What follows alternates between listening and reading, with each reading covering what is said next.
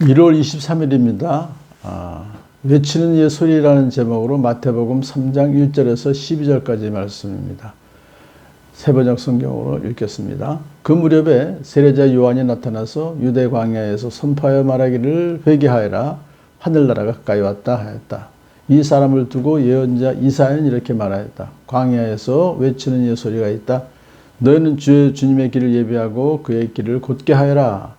요한은 낙타 털옷을 입고 허리에는 가죽띠를 띠었다. 그의 식물은 메뚜기와 들꿀이었다. 그때 예루살렘과 온 유대와 요단강 부근 사람들이 다 요한에게로 나아가서 자기들의 죄를 자백하며 요단강에서 그에게 세례를 받았다.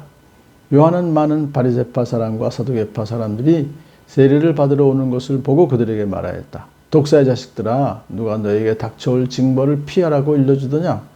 회개에 합당한 열매를 맺어라. 그리고 너희는 속으로 주저넘게 아브라함이 우리 조상이다 하고 말할 생각을 하지 말아라. 내가 너에게 말한다. 하나님께서는 이 돌들로도 아브라함의 자손을 만드실 수 있다. 도끼를 이미 나무 뿌리에 갖다 놓았으니 좋은 열매를 맺지 않은 나무는 다 찍어서 불 속에 던지실 것이다. 나는 너희를 회개시키려고 물로 세례를 준다. 내 뒤에 오시는 분은 나보다 더 능력이 있으신 분이시다. 나는 그의 신을 들고 다닐 자격조차 없다. 그는 너희에게 성령과 불로 세례를 주실 것이다. 그는 손에 키를 들고 있으니 타작마당을 깨끗이 하여 알곡은 곳간에 모아드리고 쭉정이는 꺼지지 않는 불에 태우실 것이다. 아멘.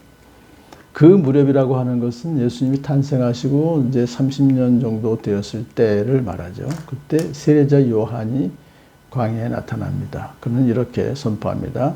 회개하여라, 하늘나라가 가까이 왔다. 이것은요, 회개하여라, 왜냐하면 하늘나라가 가까이 왔기 때문이다. 그렇게 선포하였어요. 이 말은 이제 하늘나라가 가까이 왔다는 것은 바로 예수님이 곧 이제 공생애를 시작하실 것이다. 그래서 회개해야만 된다. 그 하나님 나라에 들어갈 수가 있다. 그런 뜻이죠.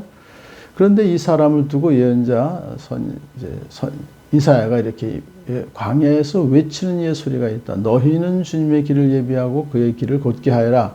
그러니까 주님의 길을 예비하고 그 길을 곧게 하여라 하는 것은 결국은 이제 예수님께서 오셔서 하실 그 일, 하늘나라를 세우실 그 일에 미리 예비 작업이 뭐냐면 회개를 하게 하라, 그런 뜻이죠. 그래서 요한의 그 모습은 엘리야의 모습과 같습니다. 털옷을 입고 허리에 가죽띠를 띠고 먹는 메뚜기와 들꿀을 먹고 살았어요. 그래서 엘리야 선지자를 똑같이 이제 보였는데, 이것은 결국 엘리야 선지자에 대한 예언이 말라기 4장 5절에 있었죠.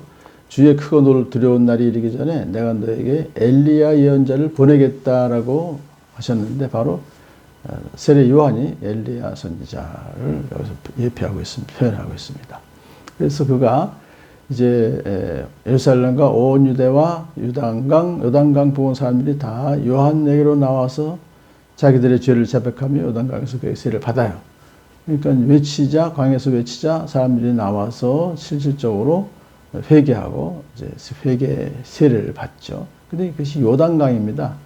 이 요단강이면 그 예루살렘 근처니까 그 강밖에 없다 생각하시지만, 그래도 그 이스라엘에 강이 많이 있어요. 근데 왜 요단강일까요? 그것은 바로 출애굽할 때 이스라엘 백성들이 애굽을 떠나서 이제 이스라엘 땅으로 들어갈 때에 요단강을 동쪽에서 서쪽으로 건넜죠. 그러니까 요단강이라고 하는 것은 바로 구원을 뜻하는 것이고, 하나님 나라에 들어가는 것을 뜻하기 때문에 상징적으로 요단강에서 세례를 줌으로써 이제 하늘나라에 들어갈 수 있는 그런 길을 열어주었다. 그렇게 볼 수가 있습니다. 자, 여기까지는 이제 우리가 잘 아는데, 그 다음에 이제 7절부터 많은 바리새파 사람과 사두개파 사람들이 세례를 받으러 옵니다. 그러면 세례를 주면, 회개 확인하고 세례를 주면 되는데, 독사의 자식들아, 누가 너에게 닥쳐올 징벌을 피하라고 일러주더냐? 이렇게 아주 엄한 책망을 하는 거예요. 그들의 속을 알고 있는 거죠, 세례 요한은.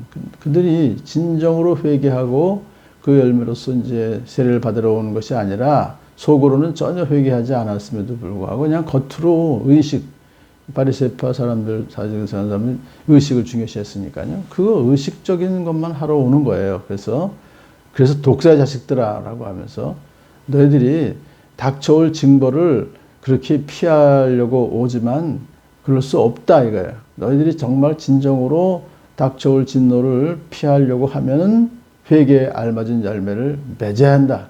이겁니다. 사실 하나님께서는 바리새파 사람 사랑하시니까 사두개파 사람들도 세례 요한을 통해서 그들에게 진정한 회개를 하도록 이제 이렇게 경고를 하는 것이죠. 회개에 합당한 열매를 맺어라.